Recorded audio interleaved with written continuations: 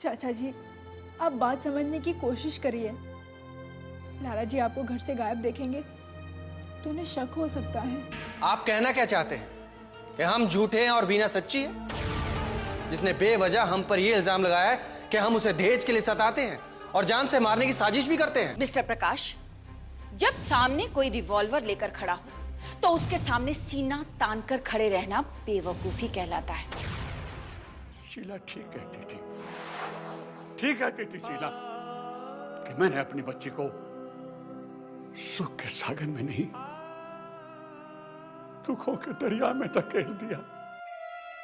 मैं सफर से थक गया हूं, मैं जाके नहा धो के फ्रेश हो जाऊं और तू भी आराम कर, ठीक है?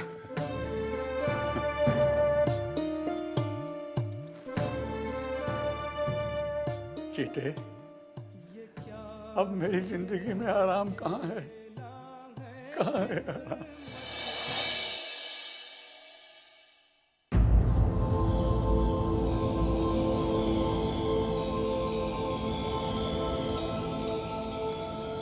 मैं जानती थी कि तुम अब तक जाग रही होगी। दीदी, आपको उनसे ऐसे बात नहीं करनी चाहिए थी। देखो वीना, इस दुनिया में जिस अंदाज से सवाल किया जाए ना, उसी अंदाज से जवाब देना पड़ता है। जिस प्रकाश के लिए तुम इतनी परेशान रहती हो, उसे तुम्हारी परवाह भी नहीं। वो यहाँ आया जरूर था, लेकिन तुम्हारे प्यार के लिए नहीं, उस नफरत के लिए जो वो तुमसे करता है। मैं तो चाहती हूँ उसके दिल में तुम्हारे लिए जो नफरत है वो हमेशा हमेशा के लिए खत्म हो जाए। तुमने अपने तरीके से तो बहुत कोशिशें करके देख ली, अब एक कोशिश मुझे भी करने दो। डरती हूँ दीदी कि मेरी ये कोशिश कहीं हमारे बीच की दूरियां और न बढ़ा दे।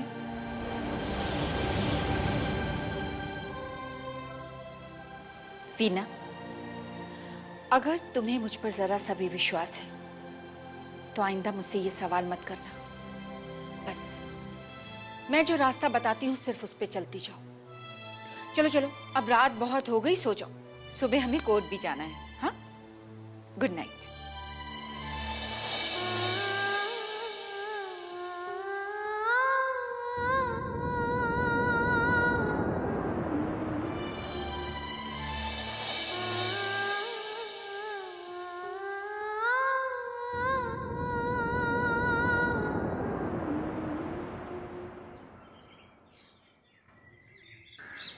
चाचा जी, चाचा जी एक मिनट।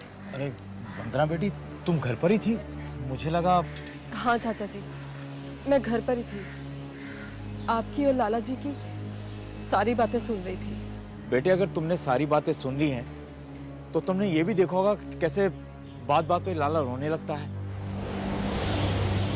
और उसे समझाओ, वरना परजाई को सारी बातों का पता चल जाएगा। हाँ चाचा जी, मैं समझाऊंगी लाला जी को, लेकिन पहले आप मुझे ये बताइए कि दीदी किस मुसीबत में है। कैसी मुसीबत? झूठ मत बोलिए चाचा जी, मैं सब जानती हूँ। आप दिल्ली किसी काम से नहीं, वीणा दीदी से मिलने गए थे ना? चाचा जी प्लीज मुझे बताइए वहां पर क्या हुआ है। ऐसी कोई बात नहीं है चाचा जी, आपको मेरी कसम।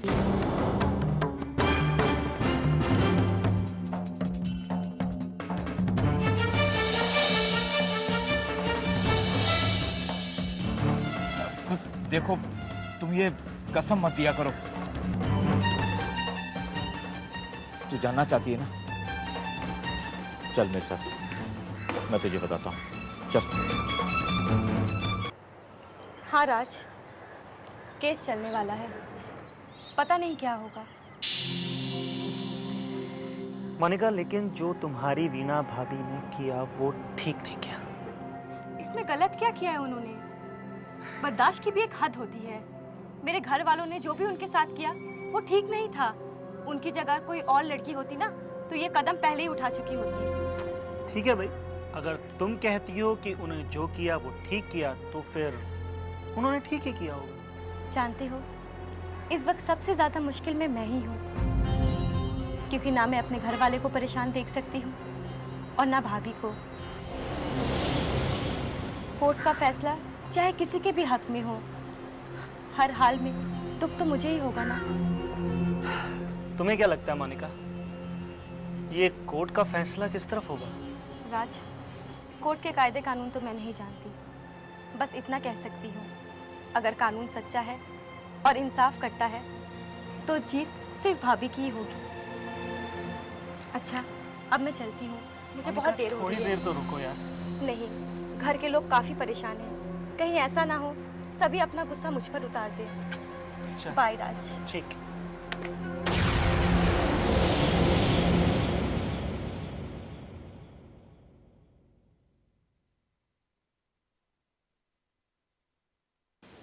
मोनिका, कहाँ से आ रही हो? मैं हर रोज कॉलेज से ही आती हूँ। टेढ़े तरीके से जवाब देने की जरूरत नहीं है। हाँ, आजकल तुम्हारी जुबान जरा ज्यादा ही चलने लगी है। कॉलेज इस टाइम तक चलता है क्या? यकीन ना आए तो जाकर देख लीजिए। चुप, एकदम चुप। एक थप्पड़ पड़ा ना तो तुम्हारे होश ठिकाने आ जाएंगे। मैं जानती हूँ कि तू कॉलेज के बहाने उस वीना से मिलती है। वो मेरी भाभी है, उनसे मिलने के लिए मैं झूठ बोलना जरूरी नहीं समझती। चुप, एकदम चुप। कहावत है ना, लातों के भूत बातों से नहीं मानते। तेरी जुबान से लगता है कि तू अभी भी उसकी सोबत में है। वो वहां बैठी हमें बर्बाद करने पे तुली है और तू उससे रिश्तेदारी निभाती है। उनसे नफरत आप लोग करते हैं, मैं नहीं। और उनसे नफरत करने पे मुझे कोई मजबूर नहीं कर सकता। ओह, तो तेरे तेवर इतने बड़े हुए हैं? मम्मी, ये कोई तेवर नहीं है। ठहर जा, मैं तेरी अकल ढीली करती हूँ। ये जो तू कॉलेज के नाम पे मनमानी करते फिरती है ना, मैं तेरा कॉलेज जाना ही बंद कर दूंगी। फिर देखती हूँ ये वीना से तू कैसे मिलती है। घर में पड़ी रहेगी ना तो तेरी अकल ठिकाने आ जाएगी। मम्मी, रिश्ते दिल से जुड़ते हैं मम्मी, और भाभी से दूर रखकर आप उनके लिए मेरे दिल से इज्जत और प्यार नहीं निकाल सकती, कभी नहीं।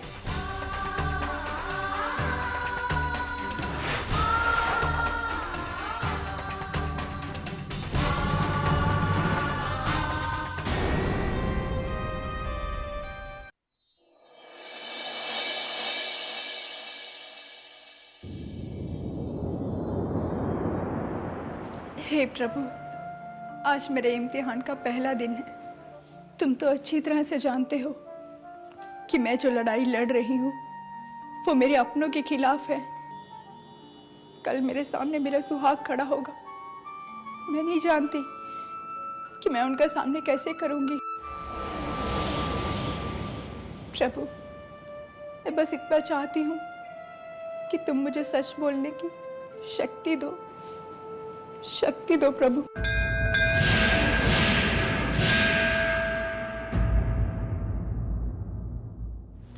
भाभी, अरे मोनिका, तुम? क्यों, मैं नहीं आ सकती? नहीं, मेरा वो मतलब नहीं था।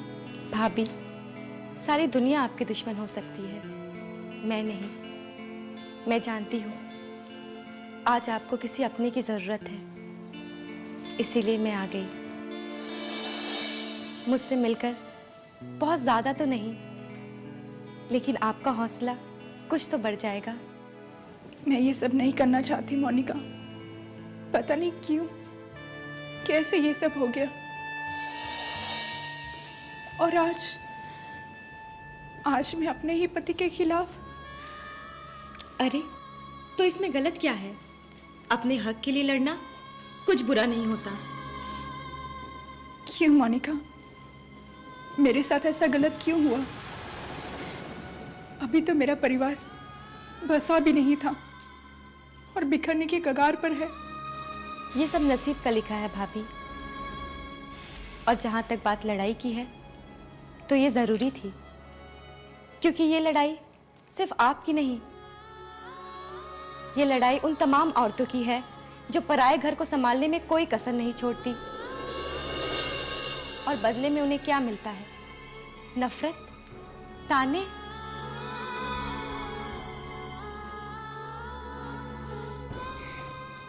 मोनिका, क्या घर में सबको पता है कि तुम यहाँ आई हो?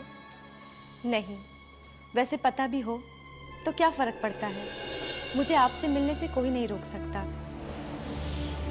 भाभी, आपसे इतना ही कहना चाहूंगी, जीत चाहे किसी की भी हो, बस आप इतना ध्यान रखना कि आपका घर हमेशा आबाद रहे, हमेशा।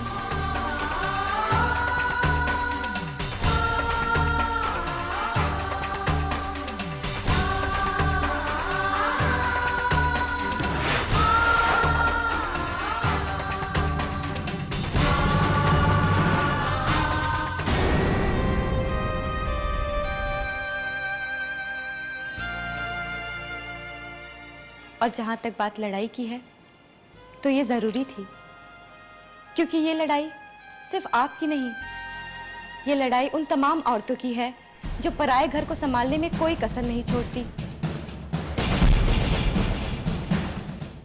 भाभी, आपसे इतना ही कहना चाहूंगी, जीत चाहे किसी की भी हो, बस आप इतना ध्यान रखना कि आपका घर हमेशा आबाद रहे।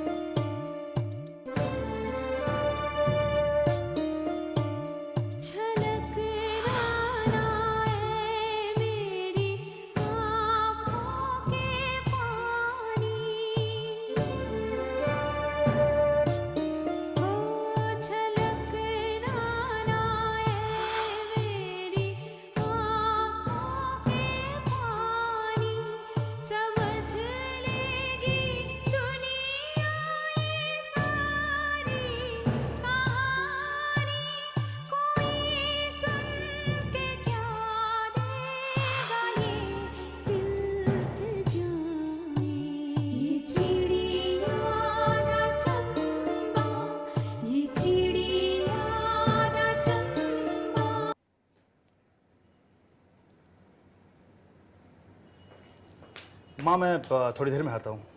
कहाँ जा रहे हो तुम लक्ष्य? माँ, तुम्हें पता है ना, आज वीना का केस शुरू होने वाला है। हाँ तो ठीक है ना, तुम क्यों जा रहे हो?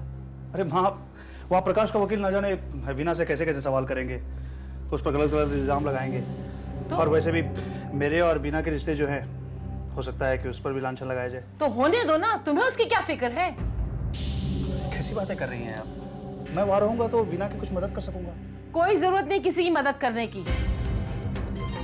पहले ही हम वीना की मदद करके बहुत मुसीबत में फंस चुके हैं, क्या बस नहीं है? और हम मुसीबत में नहीं फंसना चाहते हैं, बहुत हो गया। माँ, क्या ये इंसानियत है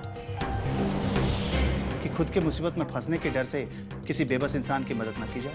देखो बेटा, इंसानियत का पार्ट मुझे मत पढ़ाओ। इंसानियत का फर्ज तो पहले ये होता है कि आप दूसरों के मामले में दखल मत दे। लक्ष्य, तुम तो पहले भी ऐसा कर चुके हो ना। देखो मेरी बात सुनो, अगर आज कोर्ट में तुमको और वीना को लेके कोई बात उठी ना, तो उसका कसूरवार कौन होगा? सिर्फ तुम, याद रखना। माँ, आप भी? मैं कुछ गलत नहीं कह रही हूँ। अगर आज तुम बिन बुलाए अदालत चले जाओगे तो लोगों की जुबान पर तुम्हारा और वीना का नाम जुड़ जाएगा और लोग कहेंगे जरूर तुम्हारा कुछ है। दीदी, मुझे बहुत डर लग रहा है, अब क्या होगा? फिक्र मत कर, मैं हूं ना। बस बस, एक तरफ तो हमारी इज्जत उछालने की कोशिश कर रही है और दूसरी तरफ पैर छूने का नाटक कर रही है। कमाल की औरत हैं आप। एक तो ये ऐसे वक्त में भी अपना कर्तव्य निभा रही है, और एक आप जो अपने कर्तव्य से पीछे हट रही हैं। आप सिर्फ अपने कर्तव्य से पीछे नहीं हट रही, बल्कि इसे ताने देकर अपने आप को गलत भी साबित कर रही हैं।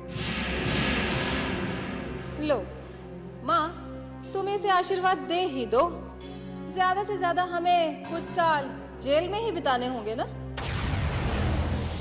आप लोग आशीर्वाद दें या ना दें, केस तो इसे जीतना ही है। वैसे तुमने सही अनुमान लगाया है। कुछ साल तो तुम लोगों को जेल में गुजारने ही होंगे।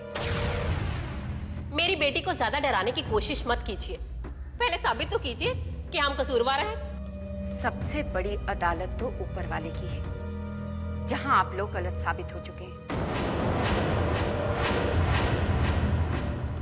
रही इस अदालत की बात, तो यहां भी गलत साबित हो ही जाएंगे। थोड़ा सब्र रखिए। क्या हुआ स्नेहा जी? कुछ नहीं, लड़ाई शुरू हुई है तो छोटे मोटे वार तो होते ही रहेंगे। हाँ चाचा जी वहाँ सब ठीक तो है ना? हो तू फिक्र मत कर पुत्र, लाले को कुछ नहीं पता है। हाँ, वंदना को पता चल गया है। मैंने उसे बता दिया था, वो आने की जिद कर रही थी, मैंने उसे मना कर दिया। ठीक किया आपने, वो आती भी कैसे है? चलो चलते हैं, जज साहब आते होंगे।